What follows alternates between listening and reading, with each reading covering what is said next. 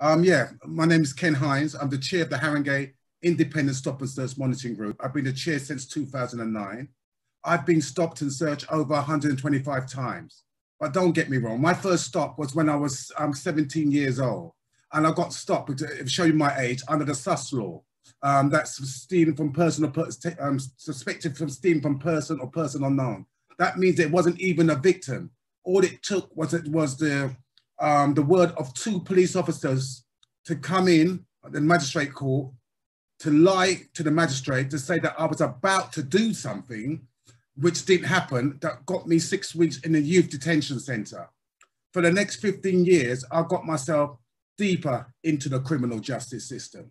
Yeah, so I've been stopped 125 times. And so some of that time I was active, but in a later stage in life, as I'm a community elder, I've just been picked on and violated on because of racial profiling. Now, I would just like to say, if you hear things today that you like, there's a reaction button on the bottom that you can react by showing a hand, clap down or a thumb up. But if you hear something you don't like, I would prefer you keep that to yourself. Yeah. So with that in mind, I would just say this is what it looks like. As I said, my whole thing is that I just became an expert in stop and search. I didn't go out to intend to do that. A bit like Doreen Lawrence, she didn't go out to defend, to have to defend Stephen Lawrence, but she had to step up. And I find, again, I've had to step up to stop other young people becoming victim like I did. Because when you've got a victim mentality, that you become prey to the criminal justice system.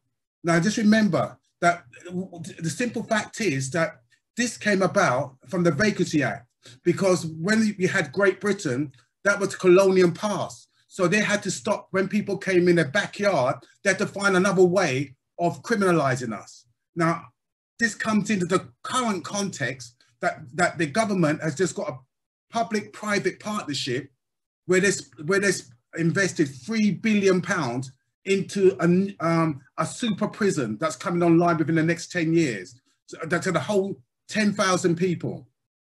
Now, where they're going to get that from?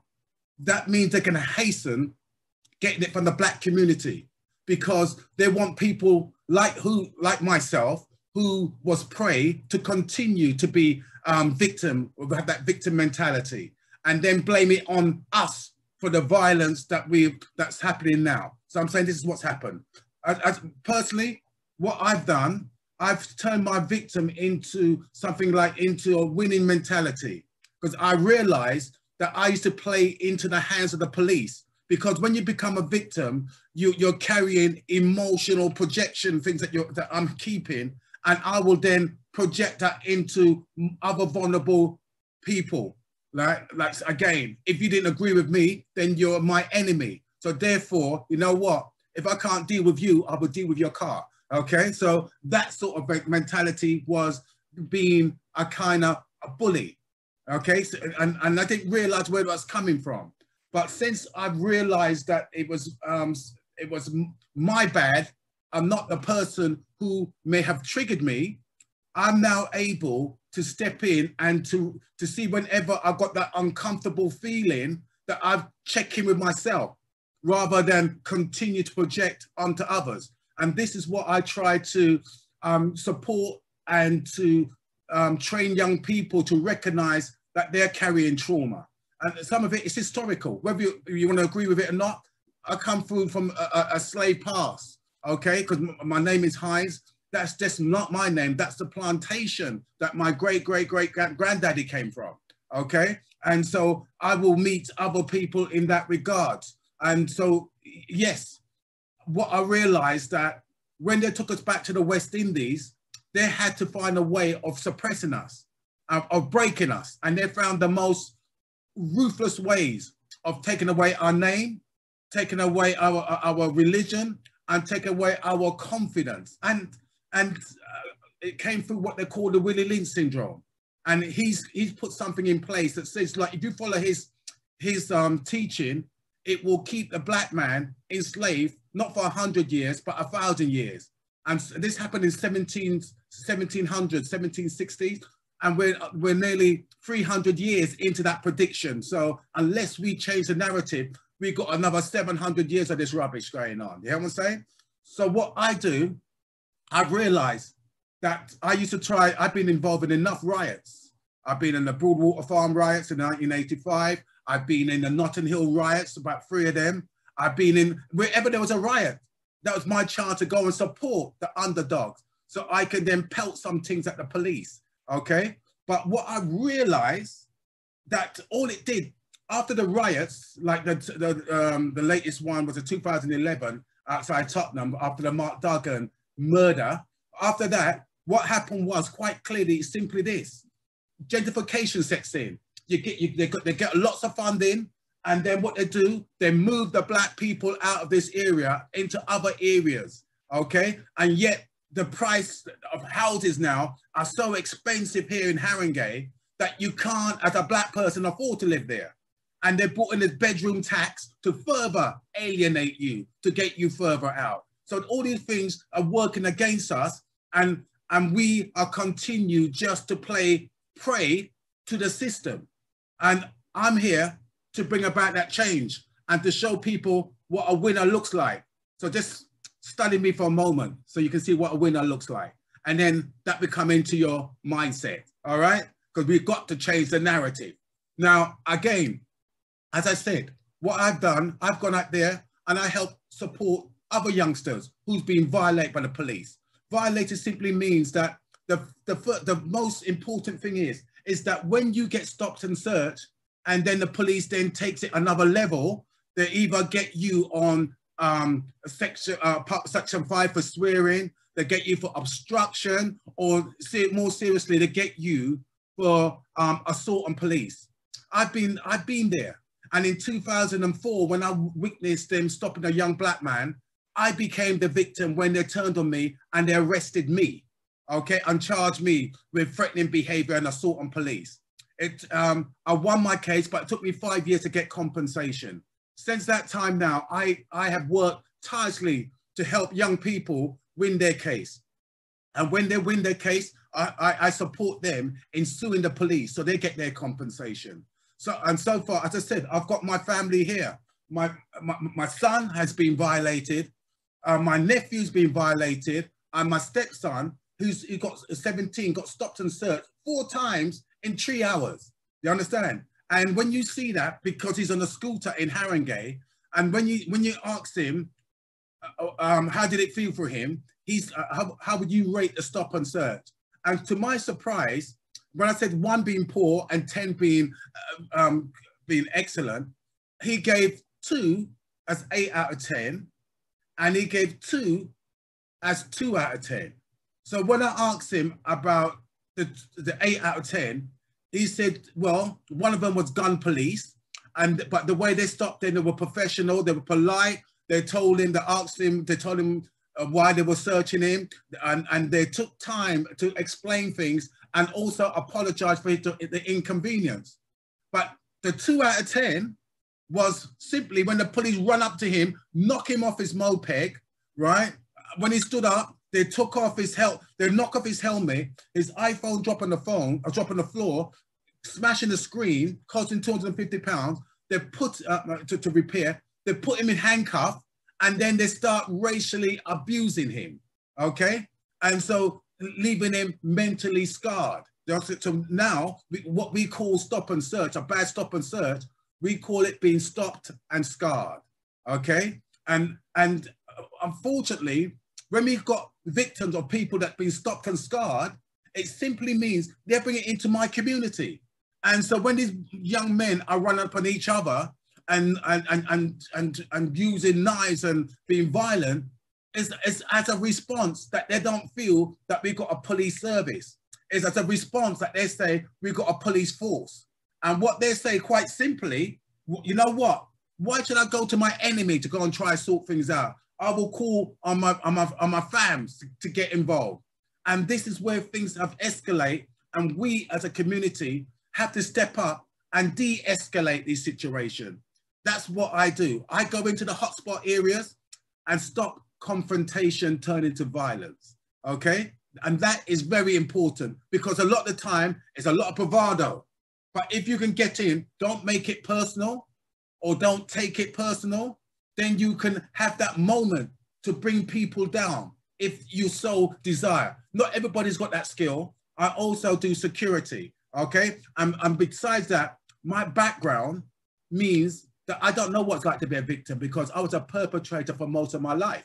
You understand? So I don't know about being victim anymore, right? Because I would stand up and do what we have to do to make things right for me, okay? So, but I found now a different way of challenging that negative energy and put it into positive, you understand? I remember, let's quickly speak of this lockdown, I decided to go and start up, after we call it the Battle of Trafalgar. That's when we went down, that's when the EDL came down to Trafalgar Square and they came down there, Towson, Tommy Robinson called them out to go and safeguard the statue, Winston Churchill statue. They came in there, Towson, and I went down there to safeguard the Black Lives Matter demonstrators that were out there for many weeks. But we only had about 200-300 of them when they had about thousands of the white man. Like I thought it was an England match going on because that's how they were dressed. And I remember next thing, they started goating us, the black people there, and we had women and children there. And the police put us in a place in Trafalgar Square, just under where, if you stood on top, you could throw things down, missiles down at us. So they put us in a spot that we were going to get injured. And when I asked them to move us to a better, higher ground, they said, no, we've got to stay where we are, right? Allowing these men to try to disadvantage we. But as I said, from that time happened, I said, never again.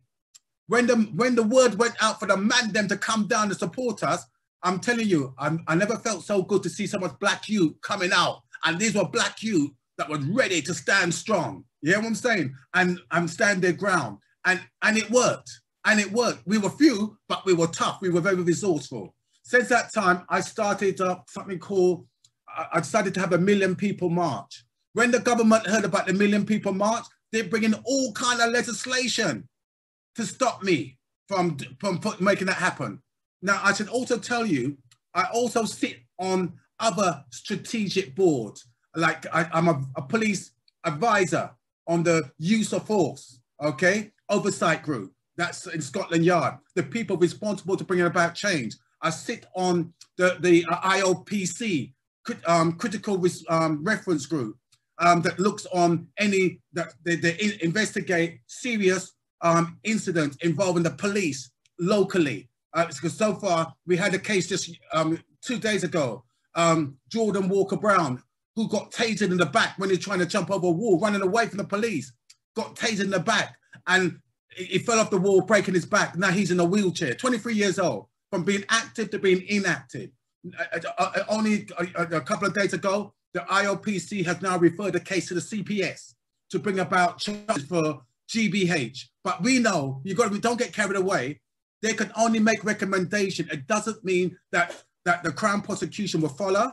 And then secondly, if they do follow, you've got a court case, then they have to find 12 jurors that were prepared to find the police guilty. It doesn't mean that it's going to happen. We saw what happened to Mark Duggan. He never had a gun. He had a BlackBerry mobile phone, but they said that was good enough to be a gun. You understand? And still find the police not guilty, right? So we've got all these things going on. And then you've got the police that's not learning no lesson, right? The whole point about this is that the police on black people often use routinely the use of force. They run up on black people, black men, and put them handcuffed, knock them to the ground, violate them, and then maybe sometime later down the line have to take off the handcuff because they found nothing and let them go. But the young people are scarred by the whole experience. And what we're trying to do is to hold them to account, because what the police are doing, they leave it down to the individual officer to make that decision instead of using the law, which is called the PACE Act. The PACE Act is a 1984 Police and Criminal Evidence Act that tells the police how they're supposed to move and operate, but they've been violated for many years.